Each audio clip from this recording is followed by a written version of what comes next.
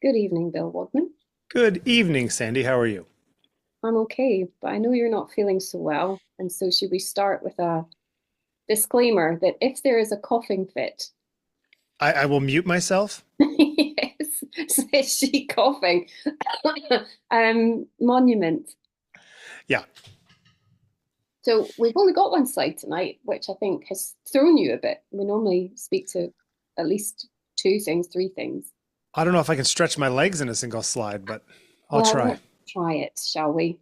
Anyway, Yeah. before we get on to the image of the thing we're going to speak to, monument. What is a monument? It's a permanent marker of a something in history, maybe. Don't get so fancy. What is a monument? It's a thing. It's a place. It's a marker made by people. Marker made by people. It's a physical thing, would you say? Yes. Um, Permanent. Like there's a permanence to a monument, I feel like. okay. Or at And least an implied permanence. an implied permanence. Yeah, I like that idea. Implied permanence. Why do we have them? Because we think people are going to forget or we want to manipulate the, the way other people think in the future. Is that what art is? Oh, well, there you go, somewhere else. Uh, it's interesting. I tend to think of even though I think that a lot of monuments are based upon artists' work, where Mm, people who come up with a monument will hire an artist of some kind to make something for their monument. yeah. I feel like monuments are committee down, where art is generally one or two people up. Mm, They feel different to me. okay. Well, that's what I'm interested in with it. I'm Yeah, like also, the go ahead. no, I'm just thinking about how a monument, you said something, it's so brilliant, an implied permanence. And it's also that it's physical. We can go to it, we can visit it, we can be almost like Yeah. worshipful at it. I just know in America, for especially late 19th, early 20th century, there was a bunch of monuments put up by, especially like in the southern states, that were basically Confederate monuments that were put up Yeah. as part of the lost cause, you know, Mm. idea that have now recently, a lot of which have been taken down. But part of that was to imply to make it seem like there was some piece of history that was always true because the people who weren't there when it was built will think that it's always been there. You know, Mm. I was thinking, isn't there some like weird slight tangent, some weird monument that some king made in different cities, and there's only one of them remaining or something like that for his dead wife or something? Do you know what I'm talking about? No? Yeah, there's some like weird tower in some town square that there's only one of them left. I'll have to look it up and figure out what the hell I'm talking about. Mm. Anyway, there's some weird thing in England too, but I always think, the monument to the fire of London, like that kind of thing, right? Where it's like, oh, this thing happened. We as a collective, as a community, are going to put a marker down so that people don't forget that this happened. The 9/11 memorial, that kind of stuff, a plaque Mm. on a building. We do all these things all the time, right? All the time. But are those things, what do those have to do with art, do you think? I don't know. Well, I mean, the dictionary would tell us that a monument is like a notable example of something. Yeah, sure. That's in memory, as you say, it's to remember something, to fix Yeah. something in our minds, our collective consciousness. Um, could be a megalith that survives from a bygone age. You're Um, not far from some of those. yeah, I mean, Stonehenge is not so far from me. Salisbury Yep. Cathedral is not so far from me. Right. They are man-made, Yes. but in the But minds of but some usually people, not one person man-made. no, but I'm also thinking now about how we may find something monumental and apply the characteristics of monument to something that isn't man-made. Okay. So, Is the I Grand mean, Canyon or some mountain monumental? yeah, so there's lots of the Grand Canyon's a really good one actually, or I'm not supposed to call it Ayers Rock anymore, but I can't remember the That's in correct name Australia, that for thing. Yeah. Yeah. it. These are kind of monuments, aren't they? Yeah. Um, Natural monument, sort of. but I'm thinking about how we ascribe that. You know, what's interesting is that in America, at least, before there were national parks, there were like national monuments where some Mm, of those things were considered, they were called monuments, even by our government in America. mm. You Well, know, if you were to erect a monument, well, obviously it'd be a monument to you. um, well, I am enduring evidence or a notable example of Exactly. something. But really, is there something that you think is monument worthy? Should we make a I, monument now to something? And what would it I, be? you know, it's interesting because I have a lot of friends who have tattoos, and I'm not much of a tattoo person, but I feel like tattoos are sort of a personal monument in some ways. You know, it's Hmm. a it's an implied permanent thing on your body that reminds you of a specific time and place and all that. And I've never been a fan of those either. So I wonder if I just don't buy into the idea of the permanence of things. Yeah, I think also I've conflated monument though with something that's extremely large. So when you're saying that a tattoo is a monument in one way, personal monument, You think that I'm wrong? part that no, I don't think you're wrong. I think what's Uh, funny is that in my mind, monument is in itself as a meaning is fixed in the wrong way. In yeah. as much as a monument itself might be fixed in the consciousness in the wrong way. Do you ever walk by a building when you're walking in London and walk by, you know, one of the blue plaques or something like that, and you don't even know who the heck the person is, you know, and you have to look them up on your phone, and it turns out they were some writer from the 16th century or something like that that you may have never heard of. Is that do you stop and look at those things, and I how many people do. actually notice those things or walk right by them? Oh, I think lots of people do notice them, and we've got them all over the place because obviously the Good United for Kingdom tourism? is a very rich historical island. What It's a place of a long history that has been actually quite well recorded, at least in one context. what about those cobblestones that are offset too high in Berlin that remind you in front of people's houses that were where Jews were taken out and killed? You know what I'm Mm. talking about? Hmm. Like those are a monument, right? That the collective decided to create that are fairly minor but can be major if you trip over them and suddenly, you know, suddenly you're realizing something that you didn't notice before. Sure. Yeah. I mean, going on from the idea of personal monument, uh, this is again thinking about how we put together the idea of memorial. In that we in mourning to things through the monument, or are we in awareness of something from or because of the monument? Wait, did you say mourning is in like you're sad that they're gone kind of thing?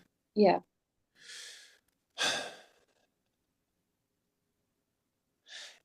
I don't know. I tend to feel like the things that we want to make a monument of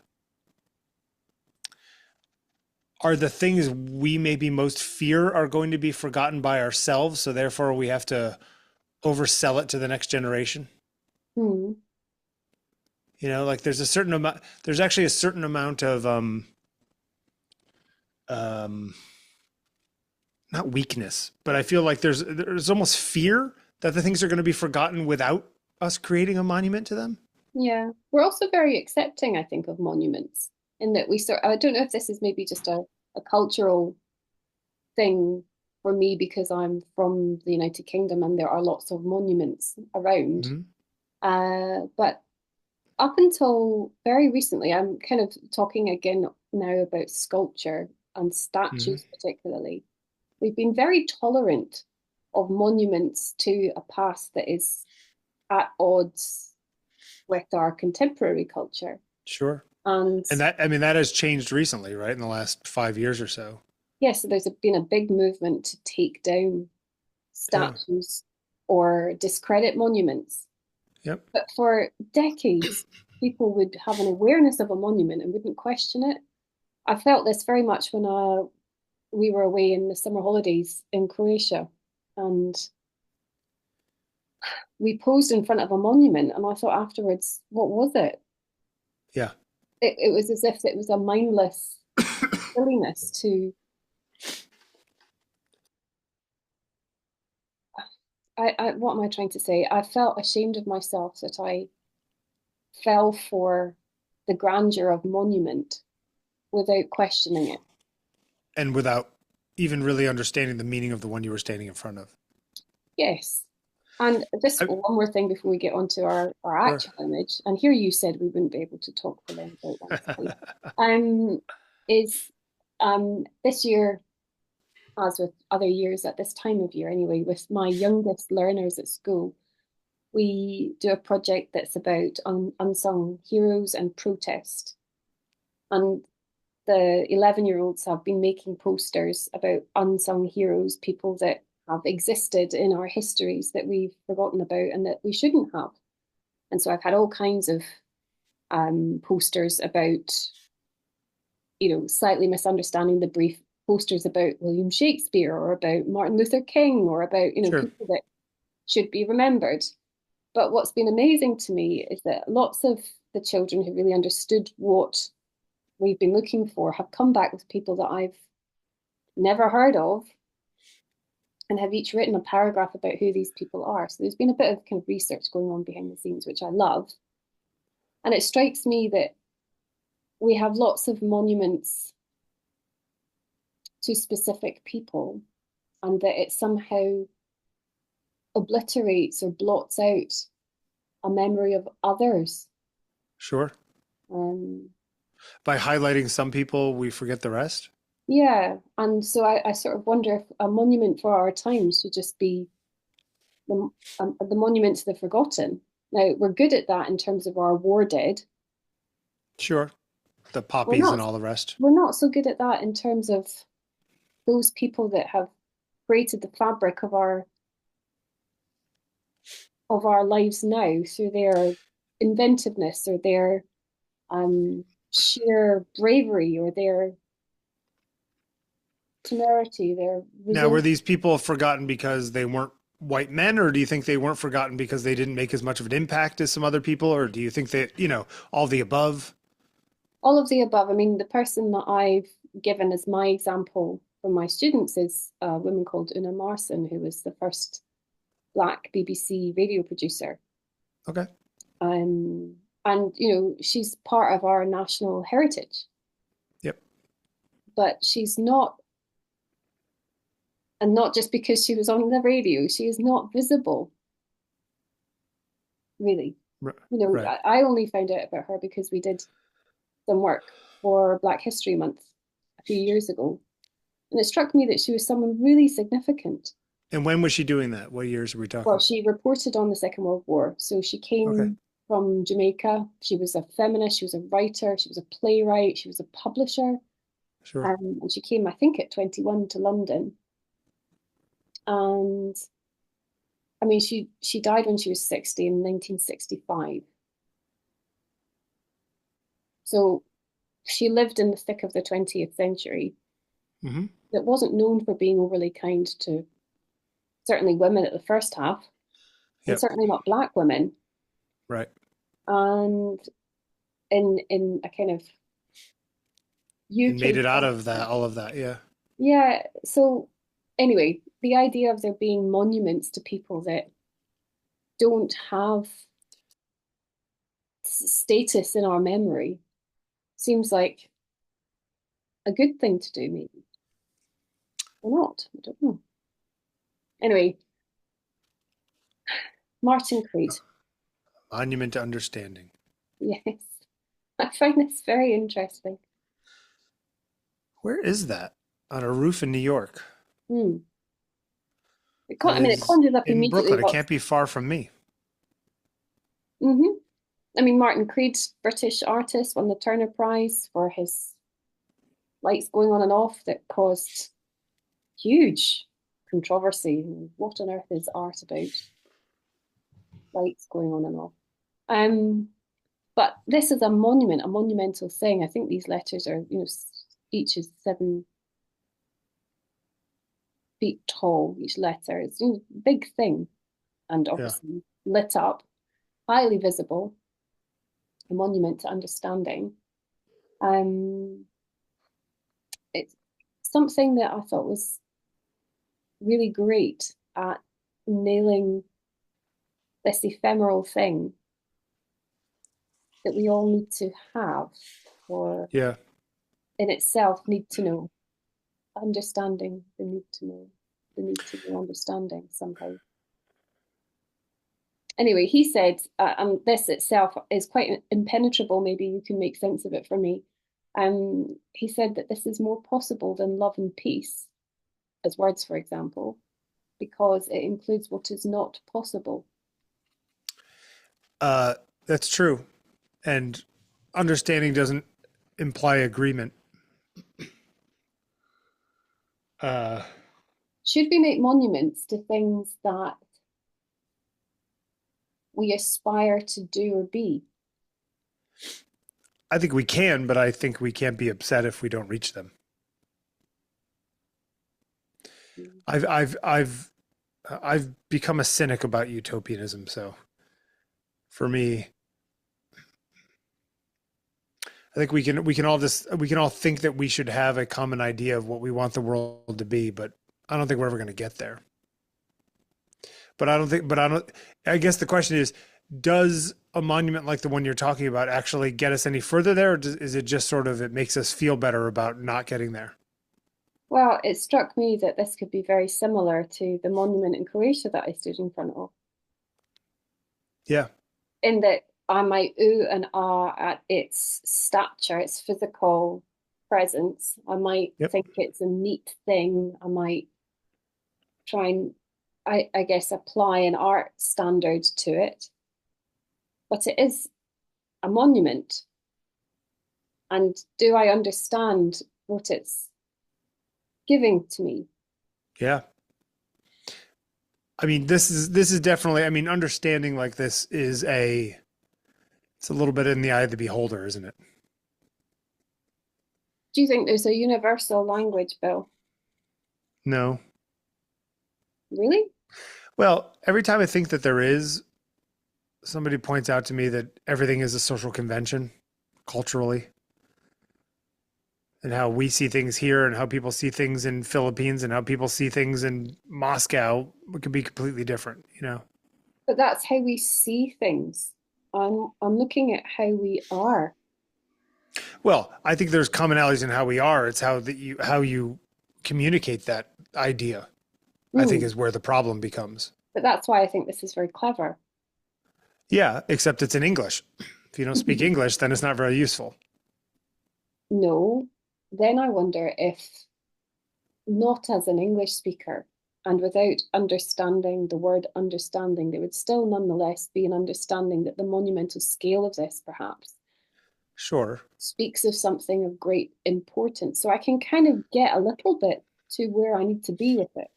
Yes, but it could also, say, peace is strength, or, it could say, you know, fight. It could say love. It could say America.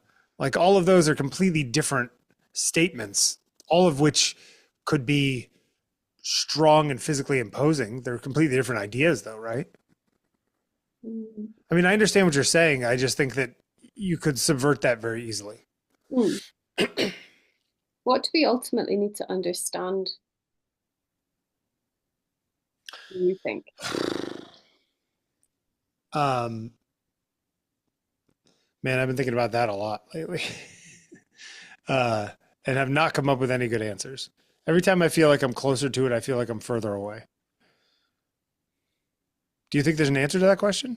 No. Do you think what you've just said is proof of understanding? Yeah, sort of a meta thing, a Zen view of understanding. Mm. Understanding that there is no understanding is itself an understanding. Yes, but now you're trying to diminish it by being smart No, about it. I just, where I come down on such woo woo. Oh God. Is there a show that goes by that you don't cast me into the woo-woo bin? I'm not casting you into the woo woo bin, You just kind that of idea. are. Uh, yeah, I don't know. Doesn't it show great understanding to realize that when one tries to gain purchase on what understanding is, there is a sense of distance? Well, it's sort of it's the Zeno's paradox, right? It's like we're always getting closer, but we never reach it, kind of thing. Hmm. Um, But but does, sometimes I feel like I don't even know if we're ever getting any closer to it. I think we just think that we are to make us feel better. it doesn't mean the thing isn't a fact. No, perfect circle is a fact. We can never actually make one. Is the horizon a fact? No, it's an optical illusion. It's an idea. It's an idea. Ideas can be perfect. Okay, so is this a monument to perfection? Maybe if it was rendered in 3D and not made in bits. That's I, very process driven. I feel like if you were there,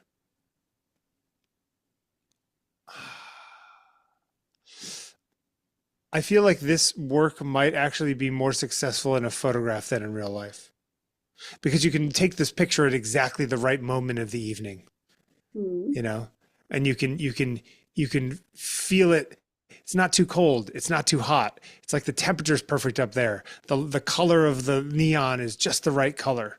Like all of these things are sort of idealized version of what this person's trying to create. Is a monument something that we must engage with by looking at, or is it something that we can understand from looking from? Or should it exist whether or not we look at it or try to understand it? Hmm. I mean, I would go with the third personally.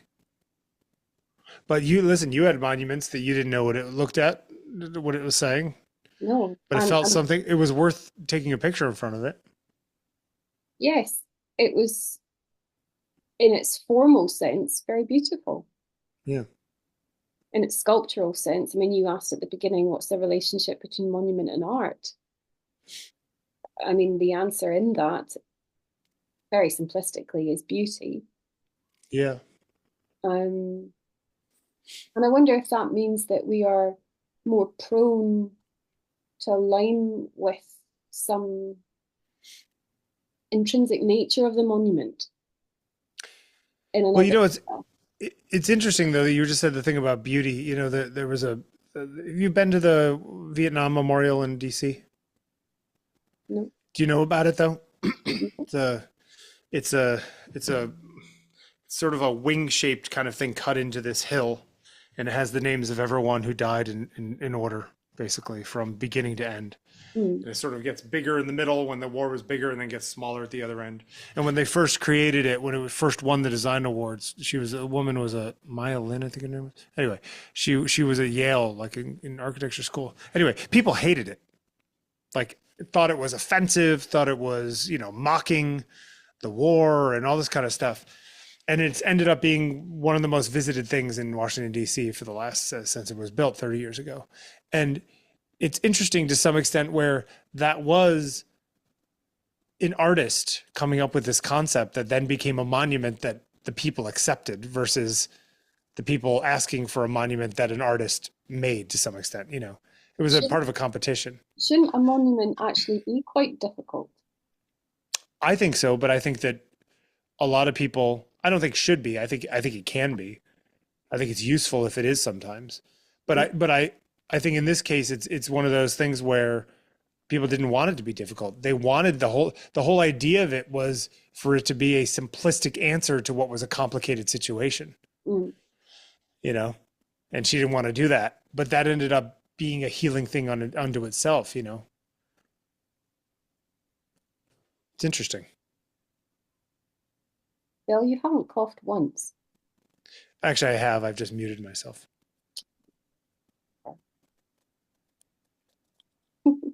Thanks, Bill. Thank you.